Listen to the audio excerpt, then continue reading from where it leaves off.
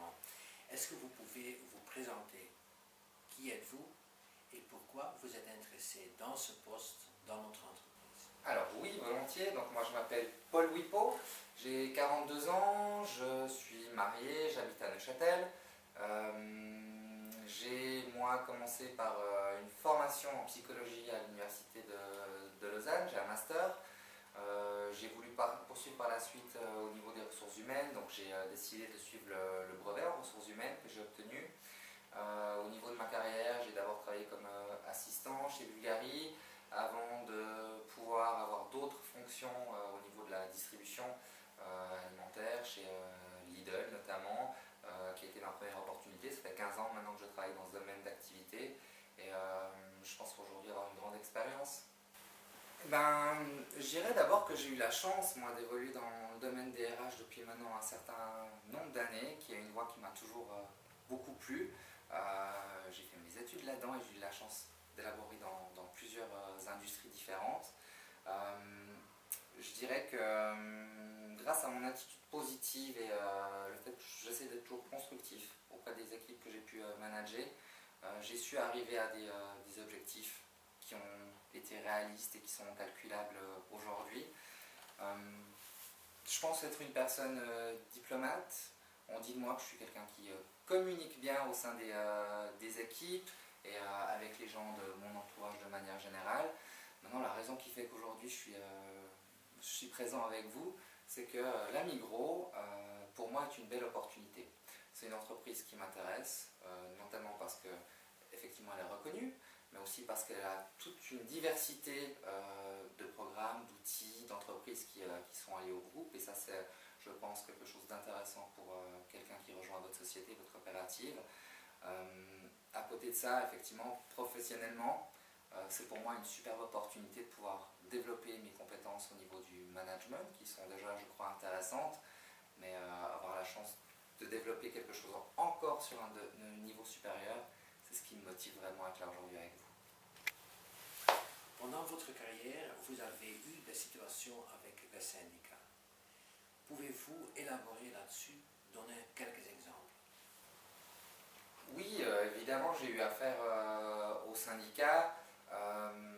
J'ai toujours essayé, en tous les cas, de réagir de la manière la plus constructive quand on a dû être confronté aux syndicats. Les exemples que je peux vous donner, c'est que évidemment, on est confronté aux syndicats pour tout ce qui est lié à la rémunération, au salaire. Il y a eu toute la problématique aussi récemment sur l'extension des heures de travail, où effectivement, ces gens-là pensaient que ça allait être évidemment une problématique pour les employés. Ils prennent toujours le côté des employés. Donc, c'est quelque chose sur lequel je pense qu'il est extrêmement important de discuter avec eux, sachant que ces gens-là montrent toujours une certaine forme de résistance au changement. Et pour moi, c'est important d'essayer d'amener une communication qui soit la plus constructive possible de manière générale. Ouais. Alors oui, effectivement, avoir affaire avec les syndicats, ça fait partie intégrante de mon job.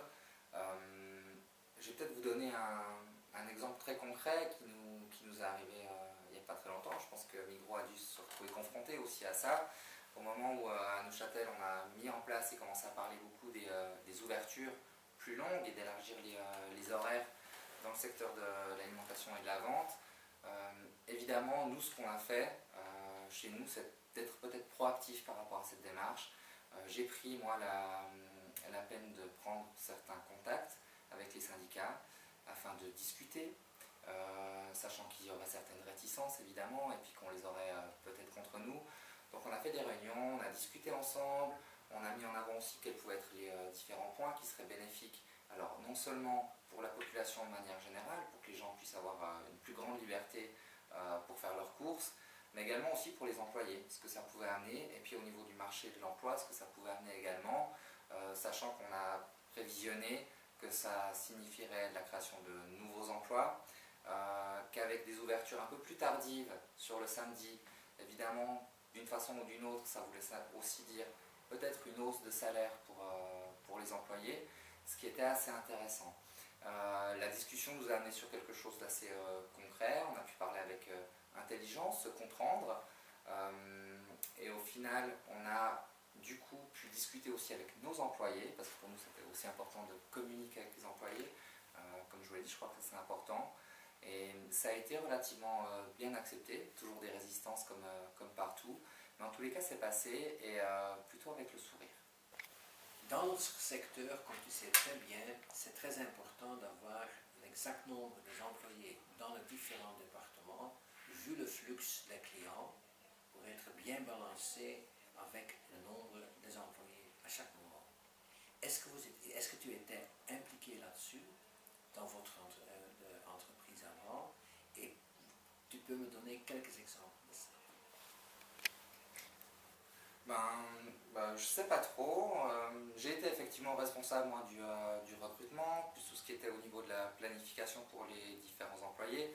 C'est vrai qu'on est dans un secteur où c'est important d'avoir les bonnes personnes et les bonnes compétences aux bons endroits. Maintenant, on se retrouve très souvent confronté à certaines difficultés avec des remplacements.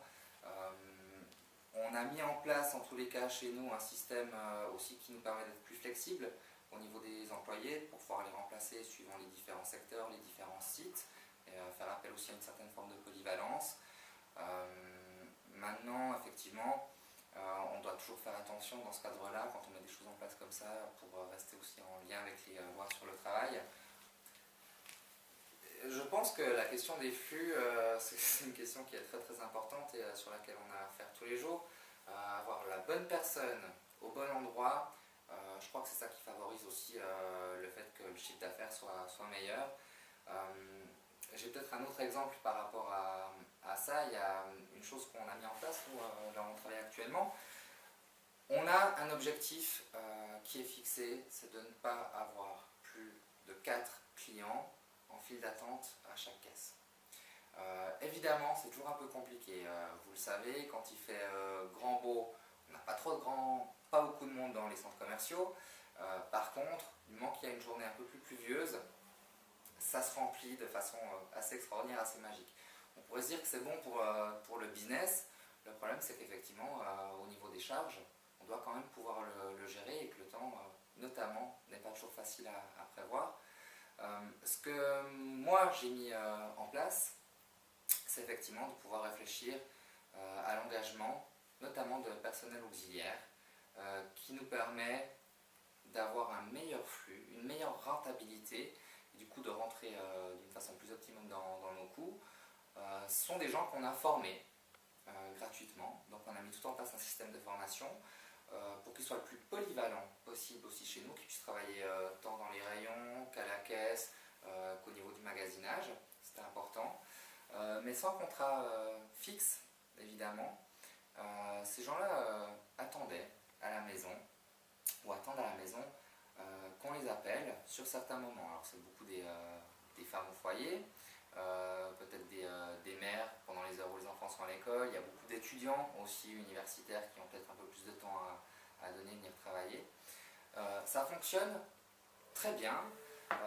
Par contre, évidemment, pour mettre ça en place, il y a toute la partie administrative, relations, voire aussi avec le juridique, ce qui est possible au niveau contractuel à pouvoir mettre en place au niveau de notre service RH. Donc ça, c'était une partie importante du travail et ça fonctionne plutôt bien, on en est très content en tous les cas. En tant que responsable de ressources humaines, on se retrouve souvent confronté avec des conflits. Comment gérez-vous ça? À nouveau, je trouve que c'est une bonne question. Alors la gestion des conflits, évidemment, c'est quelque chose qui, nous, en tant que HR manager, on se retrouve très souvent confrontés.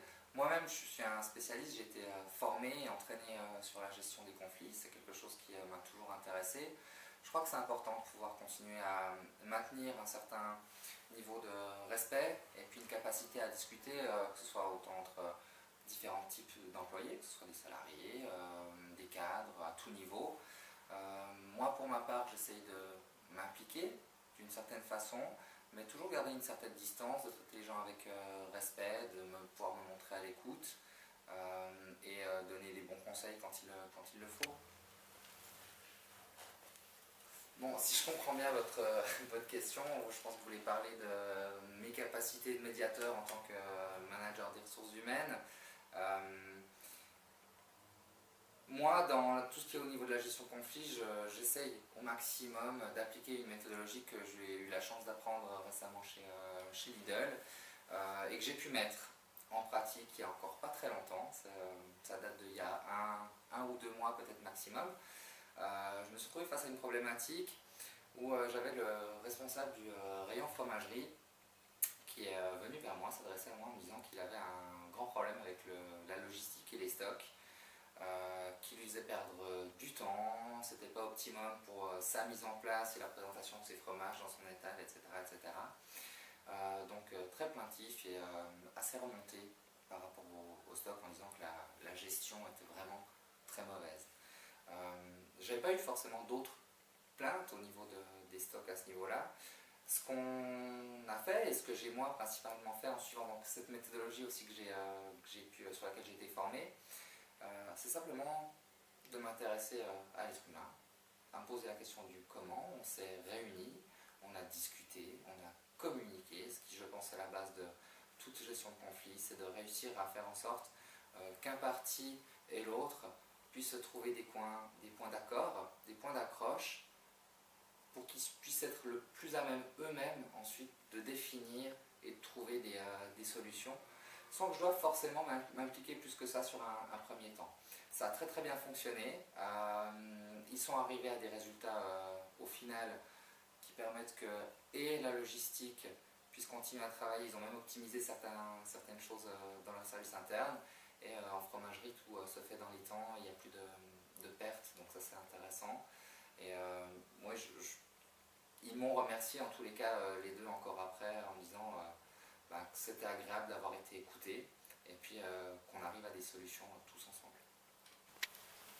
Quels sont vos 3 points forts? Bon, ça c'est toujours une question un petit peu difficile, j'aime pas trop mettre mes compétences personnelles en avant.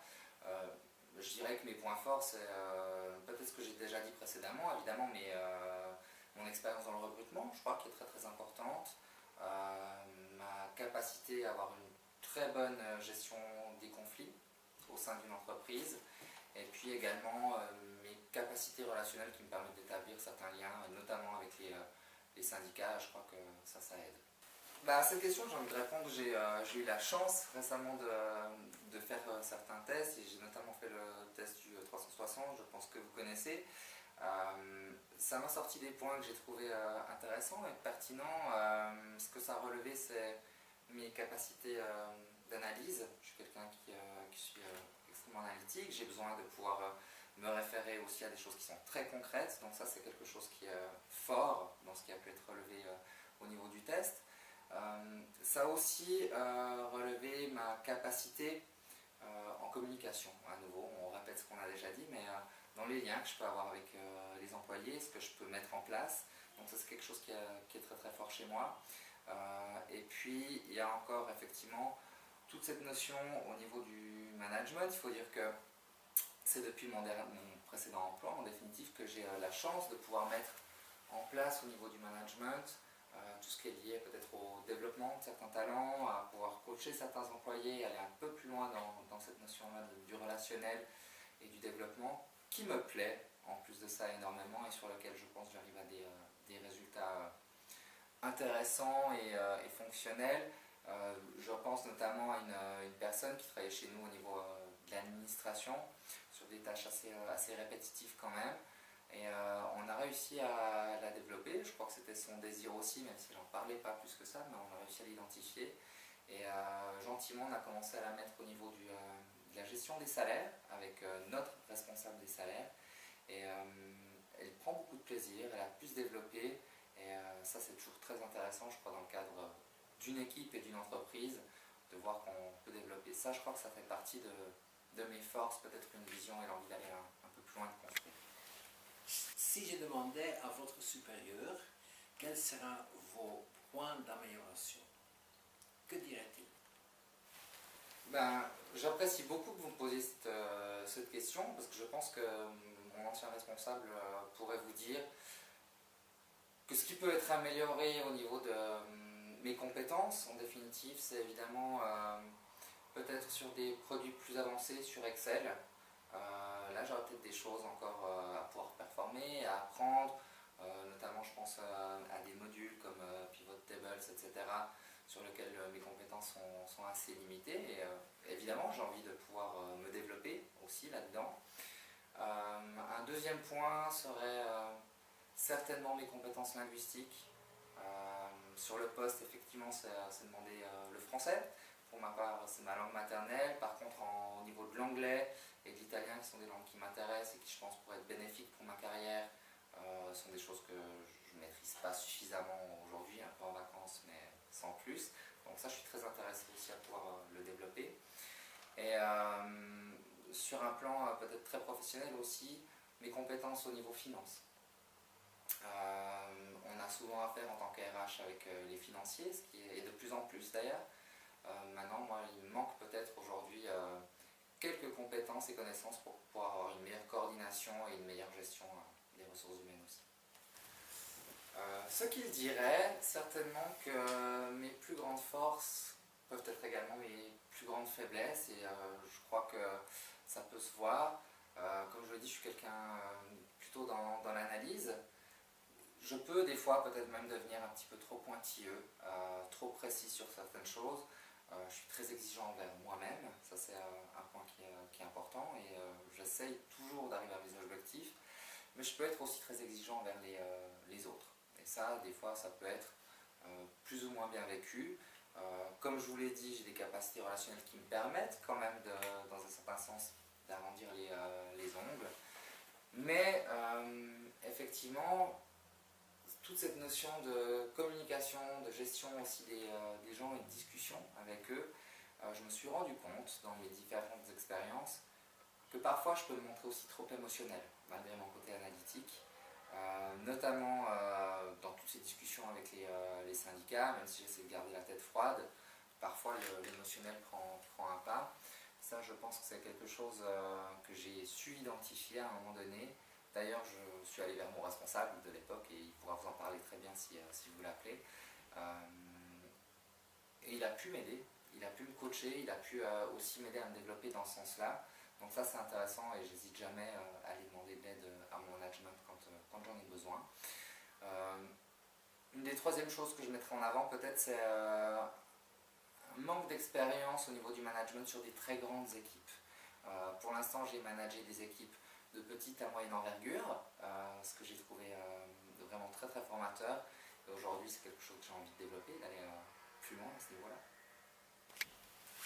Avez-vous des questions à me poser sur l'opposition ou notre entreprise? Alors, écoutez, non, pas sur le moment. Je dois vous dire que quand même, j'ai vraiment bien préparé cet entretien parce qu'il était important pour moi. Je me suis renseigné, je suis allé voir sur votre site internet, j'ai fait des recherches un peu plus approfondies. En plus de ça, je connais très bien votre secteur d'activité. Donc non, pour l'instant, j'ai pas d'autres questions. Le descriptif me semble clair. Notre discussion m'a amené aussi des réponses que j'attendais. Donc je pense que pour l'instant, j'en ai pas d'autres. Oui, j'ai une question. Moi, j'aimerais savoir quelle est votre vision aujourd'hui pour le département des HR. Peut-être comment vous voulez y accéder. Et suite à l'entretien qu'on a eu ensemble, la première prise de connaissance qu'on a pu avoir, en quoi est-ce que vous pensez que je vais pouvoir vous aider à atteindre ces objectifs?